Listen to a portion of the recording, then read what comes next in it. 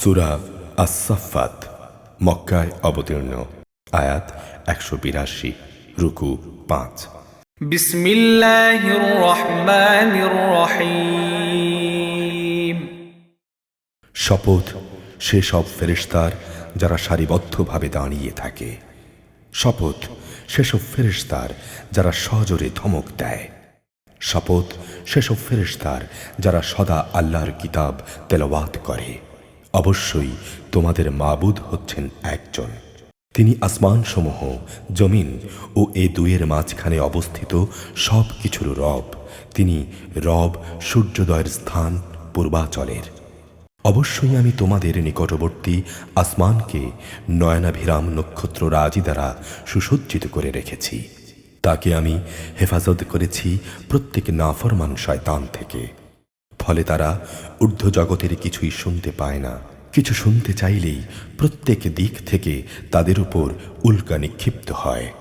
এই তাড়িয়ে দেয়াই শেষ নয়, তাদের জন্য রয়েছে অবিরাম শাস্তি। এরপরও যদি শয়তান গোপনে হঠাৎ করে কিছু শুনে ফেলতে চায়, তখন জ্বলন্ত উল্কাপিণ্ড সাথে সাথেই তার পশ্চাৎধাবন করে। হে নবী, তুমি এদের কাছে জিজ্ঞাসা করো, তাদের সৃষ্টি করা বেশি কঠিন না আসমান জমিন সহ অন্য সব কিছু যা আমি পয়দা করেছি সৃষ্টি করা বেশি কঠিন? অবশ্যই এ মানুষদের আমি সামান্য কিছু আঠালো মাটি দিয়ে পয়দা করেছি। হে নবী, তুমি এদের কথায় বিস্ময় বোধ করছো, অথচ তোমার কথা নিয়েই ওরা ঠাট্টা বিদ্রূপ করছে। এদের যখন উপদেশ দেয়া হয় তখন তারা তা স্মরণ করে না। তদুপরি কোনো নিদর্শন দেখলে তা নিয়ে তারা উপহাস করে। তারা বলে, এটা তো সুস্পষ্ট জাদু ছাড়া আর কিছুই নয়। তারা প্রশ্ন করে, এ আবার কেমন কথা? আমরা যখন মরে গিয়ে হাড় ও মাটিতে পরিণত হয়ে যাব, তখনও কি আমাদের পুনরায় জীবিত করা হবে? আমাদের পিতৃপুরুষদেরও কি ওঠানো হবে? হে নবী, তুমি বলো, হ্যাঁ, অবশ্যই সেদিন তোমরা লাঞ্ছিত হবে। তা হবে একটি মাত্র প্রচণ্ড গর্জন, সাথে সাথেই এরা কিয়ামতের ভয়াবহ দৃশ্যাবলী দেখতে পাবে। যারা অস্বীকার করেছিল তারা সেদিন বলবে, পোড়া কপাল আমাদের, এটাই তো হচ্ছে শেষ বিচারের দিন। তাদের বলা হবে, হ্যাঁ, এটাই হচ্ছে চূড়ান্ত ফয়সালার দিন, যাকে তোমরা মিথ্যা প্রতিপন্ন করতে। ফেরেশতাদের আদেশ দেয়া হবে, যাও, তোমরা জালেমদের এবং তাদের সঙ্গী সঙ্গিনীদের ধরে ধরে জমা করো তাদের দোসরদেরও, যারা তাদের গোলামি করত। আল্লাহ তাআলাকে বাদ দিয়ে যাদের এরা মাবুদ বানাতো, তাদেরও এদের সাথে জাহান্নামের রাস্তা দেখিয়ে দাও।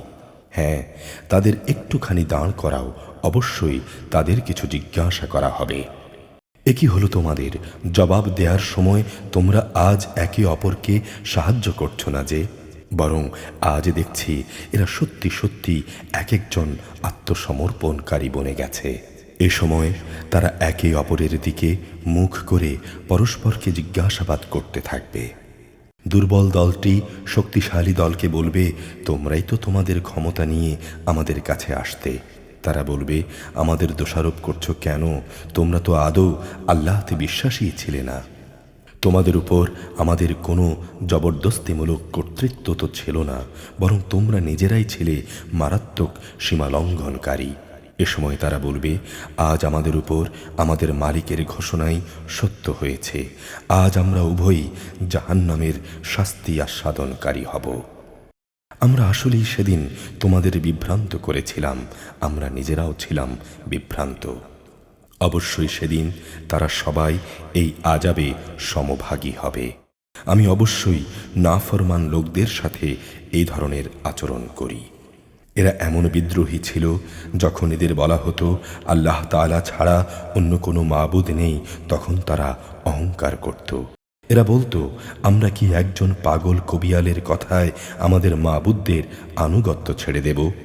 আমার নবী কোনো কাব্য নিয়ে আসেনি, বরং সে এসেছে সত্য দিন নিয়ে, এবং সে আগের নবীদের সত্যতাও স্বীকার করেছে।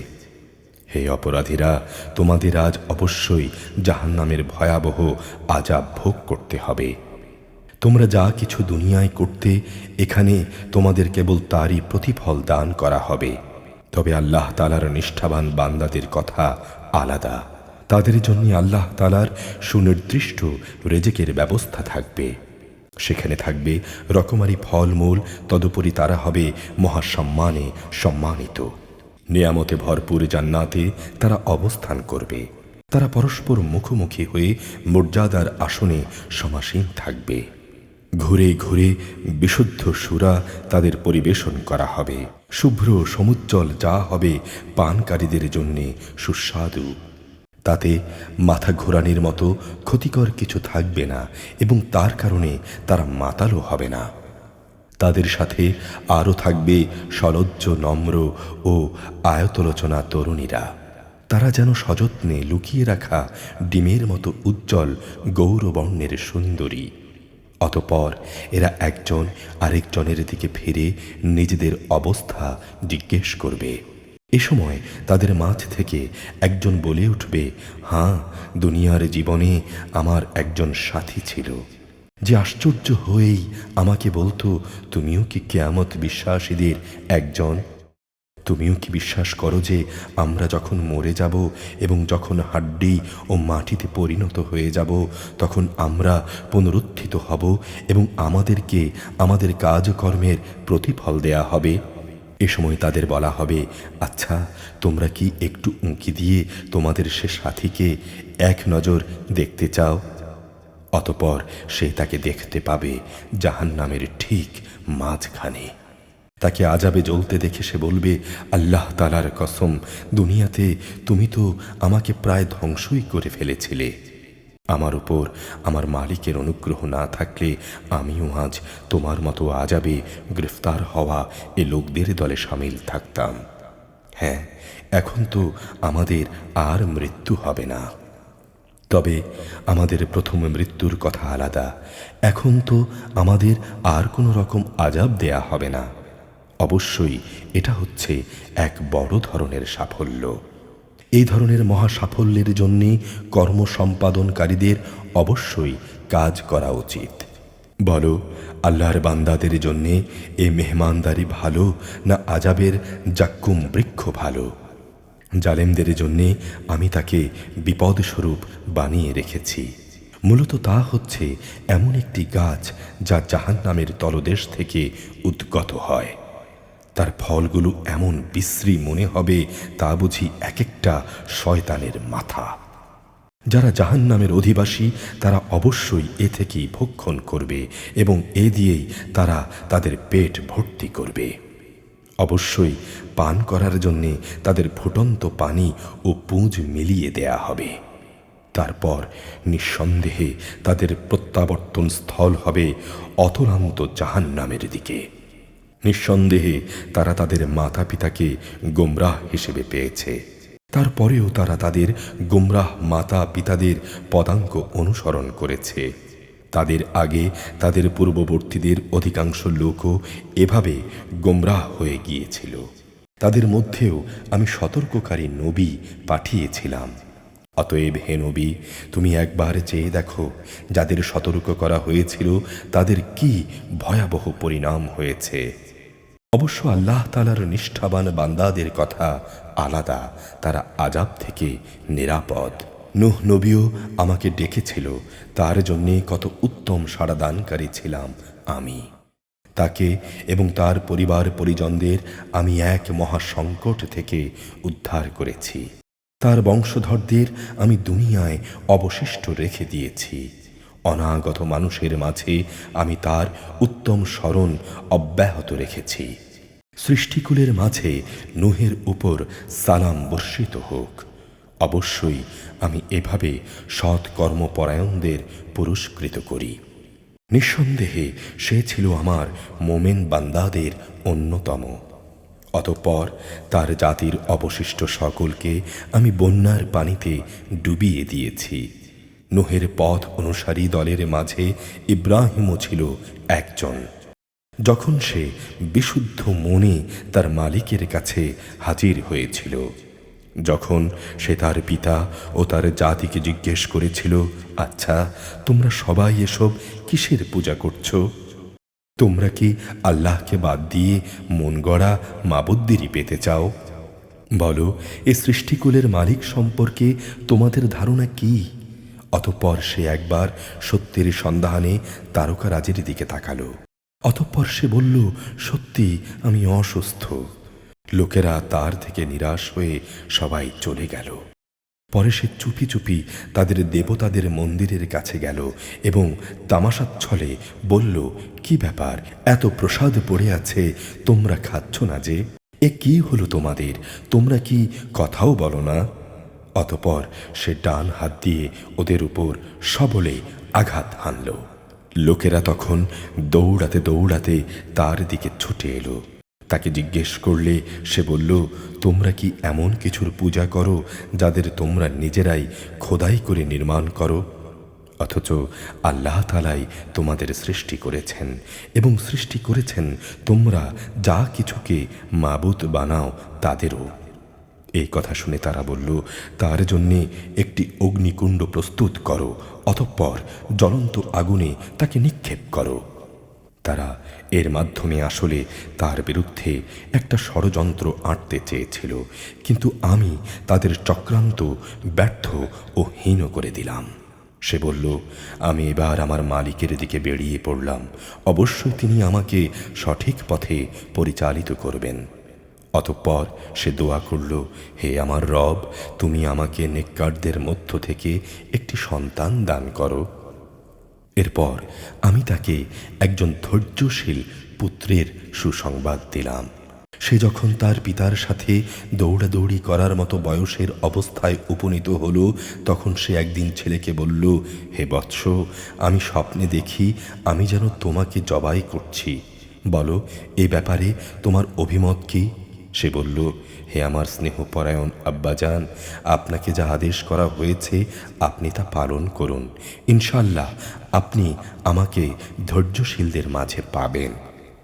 অতঃপর যখন তারা পিতা পুত্র দুজনই আল্লাহ তাআলার ইচ্ছার সামনে আত্মসমর্পণ করল এবং সে তাকে জবাই করার উদ্দেশ্যে কাত করে শুইয়ে দিল, তখন আমি তাকে ডাক দিয়ে বললাম, হে ইব্রাহিম, তুমি অবশ্যই তোমার স্বপ্নকে সত্য প্রমাণ করেছ। তোমরা উভয়ই পরীক্ষায় উত্তীর্ণ হয়েছ। নিঃসন্দেহে আমি এভাবেই সৎ কর্মশীল মানুষদের পুরস্কার দিয়ে থাকি। এটা ছিল তাদের উভয়ের জন্যে একটা সুস্পষ্ট পরীক্ষা মাত্র। আমি ছেলের পরিবর্তে একটা বড় কোরবানির জন্তু তাকে দান করলাম। অনাগত মানুষদের মাঝে এভাবেই তার স্মরণকে আমি অব্যাহত রেখে দিলাম। শান্তি বর্ষিত হোক ইব্রাহিমের ওপর। এভাবেই আমি আমার নেক বান্দাদের পুরস্কার দিয়ে থাকি। অবশ্যই সে ছিল আমার মোমেন বান্দাদের একজন। পরে আমি তাকে এই মর্মে ইসহাকের জন্মের সুসংবাদ দান করলাম যে সে হবে নবী ও আমার নেক বান্দাদের একজন। আমি তার ইব্রাহিমের উপর ও ইসহাকের উপর বরকত নাজিল করেছি। তাদের উভয়ের বংশধরদের মাঝে কিছু সৎ কর্মশীল মানুষ আছে, আছে কিছু নাফরমানও, যারা নিজেদের উপর নিজেরা জুলুম করে স্পষ্ট অত্যাচারী হয়ে গেছে। আমি মূসা ও হারুনের ওপর অনেক অনুগ্রহ করেছি। আমি তাদের দুজনকে ও তাদের জাতিকে বড় রকমের সংকট থেকে উদ্ধার করেছি। আমি ফেরাউনের মোকাবেলায় তাদের সাহায্য করেছি, ফলে তারা বিজয়ী হয়েছে। আমি তাদের উভয়কে বিশদ গ্রন্থ তাওরাত দান করেছি। তাদের উভয়কে আমি দ্বীনের সহজ পথ বাতলে দিয়েছি।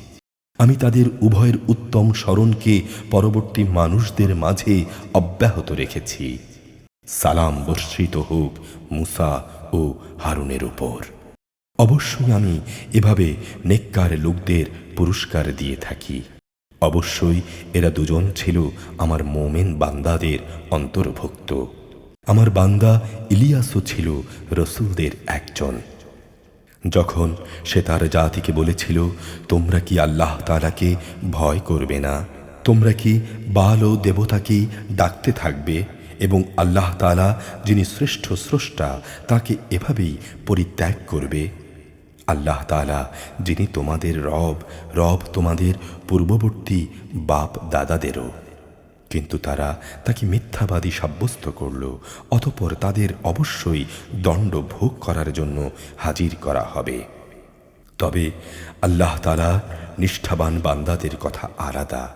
আমি অনাগত মানুষদের মাঝে তার উত্তম স্মরণকে অব্যাহত রেখে দিয়েছি। সালাম বর্ষিত হোক ইলিয়াসের উপর। আমি অবশ্যই এভাবে সৎ কর্মপরায়ণ মানুষদের পুরস্কার দিয়ে থাকি। অবশ্যই সে ছিল আমার নেক বান্দাদের অন্তর্ভুক্ত। নিঃসন্দেহে লূতও ছিল রসূলদের একজন। যখন আমি তাকে এবং তার সকল পরিবার পরিজনকে আযাব থেকে উদ্ধার করেছি, একজন বৃদ্ধা মহিলা বাদে সে ছিল পেছনে পড়ে থাকা ধ্বংসপ্রাপ্ত লোকদেরই অন্তর্ভুক্ত। এরপর অবশিষ্ট সবাইকেই আমি বিনাশ করে দিয়েছি। তোমরা তো প্রতিনিয়তই তাদের সে ধ্বংসাবশেষগুলোর উপর দিয়ে সকালবেলায় অতিক্রম করে থাকো। অতিক্রম করো প্রতি সন্ধ্যা ও রাতের বেলায়ও। তবু কি তোমরা এ থেকে কিছু শিক্ষা গ্রহণ করবে না? ইউনুসও ছিল রসূলদের একজন। এটা সে সময়ের কথা যখন সে পালিয়ে গিয়ে একটা মাল ভর্তি নৌযানে পৌঁছালো।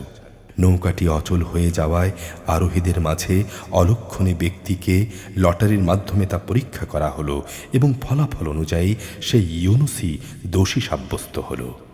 অতঃপর একটি বড় মাছ এসে তাকে গিলে ফেলল এবং সে নিজেকে ধিক্কার দিতে লাগল। যদি সে তখন আল্লাহ তাআলার পবিত্রতা ও মাহাত্ম্য ঘোষণা না করত, তাহলে সে তার পেটে কিয়ামত পর্যন্ত কাটাত। অতঃপর আমি তাকে মাছের পেট থেকে বের করে একটি গাছপালাহীন প্রান্তরে নিক্ষেপ করলাম। এ সময় সে ছিল অসুস্থ। সেখানে তার উপর আমি একটি লতা বিশিষ্ট লাউ গাছ উদ্গত করলাম। তাকে আমি 1,00,000 লোকের কিংবা আরও বেশি জনবসতির কাছে নবী বানিয়ে পাঠালাম। এরপর তারা তার উপর ঈমান আনল। ফলে আমিও তাদের একটি সুনির্দিষ্ট সময় পর্যন্ত জীবন উপভোগ করলাম। হে নবী, এদের তুমি জিজ্ঞেস করো, তারা কি মনে করে যে তোমার রবের জন্যে কন্যা সন্তান রয়েছে আর তাদের জন্য রয়েছে সব পুত্র সন্তান? আমি কি ফেরেশতাদের মহিলা করেই বানিয়েছিলাম এবং বানাবার সময় তারা কি সেখানে উপস্থিত ছিল? জেনে রেখো, তারা কিন্তু এসব কথা নিজেরা নিজেদের মন থেকেই বানিয়ে বলে যে আল্লাহ তাআলা সন্তান জন্ম দিয়েছেন। আসলে ওরা হচ্ছে সুস্পষ্ট মিথ্যাবাদী। তিনি কি ছেলেদের উপর অগ্রাধিকার দিয়ে নিজের জন্যে কন্যা সন্তানদেরই পছন্দ করেছেন? এ কি হলো তোমাদের? কেমন অর্থহীন সিদ্ধান্ত করছো তোমরা? তোমরা কি সদুপদেশ গ্রহণ করবে না? অথবা আছে কি এর পক্ষে তোমাদের কাছে কোনো সুস্পষ্ট দলিল প্রমাণ? তোমরা তোমাদের কিতাব নিয়ে এসো যদি তোমরা সত্যবাদী হও। এ লোকেরা আল্লাহ তাআলা ও জিন জাতির মধ্যে একটা সম্পর্ক স্থির করে রেখেছে, অথচ জিনেরা জানে তাদের মধ্যে যারা বদকার তাদের অবশ্যই শাস্তির জন্যে একদিন উপস্থিত করা হবে। এরা আল্লাহ তাআলা সম্পর্কে যেসব বেহুদা কথাবার্তা বলে, আল্লাহ তাআলা তা থেকে পবিত্র ও মহান। তবে যারা আল্লাহ তাআলার নিষ্ঠাবান বান্দা তারা আলাদা। অতএব হে কাফেররা, অবশ্যই তোমরা এবং তোমরা যাদের গোলামি করো সবাই মিলেও তাদের আল্লাহ তাআলা সম্পর্কে বিভ্রান্ত করতে পারবে না। তোমরা কেবল তাদেরই গোমরাহ করতে পারবে যারা জাহান্নামের অধিবাসী। ফেরেশতারা বলেছিল, আমাদের মধ্য থেকে প্রত্যেকের জন্যে একটি নির্ধারিত স্থান রয়েছে। আমরা তো আল্লাহ তাআলার সামনে সদা সারিবদ্ধভাবে দণ্ডায়মান থাকি। আমরা সর্বদা তাঁর পবিত্রতা ও মাহাত্ম্য ঘোষণা করি। এসব লোকেরা কোরআন নাজিলের আগে বলতো, পূর্ববর্তী লোকদের কিতাবের মতো যদি আমাদের কাছেও উপদেশ গ্রন্থ থাকত, তাহলে তার মাধ্যমে আমরাও আল্লাহ তাআলার নিষ্ঠাবান বান্দা হয়ে যেতাম। অতঃপর যখন তাদের কাছে সত্যি সত্যি আল্লাহর কিতাব এলো, তখন তারা তা অস্বীকার করল। অচিরেই তারা কিন্তু এ আচরণের পরিণাম জানতে পারবে। আমার খাস বান্দা রসুলদের ব্যাপারে আমার এই কথা সত্য হয়েছে যে তারা অবশ্যই সাহায্যপ্রাপ্ত হবে এবং আমার বাহিনী সর্বশেষে বিজয়ী হবে। অতএব হে নবী, কিছু কালের জন্যে তুমি এদের উপেক্ষা করো।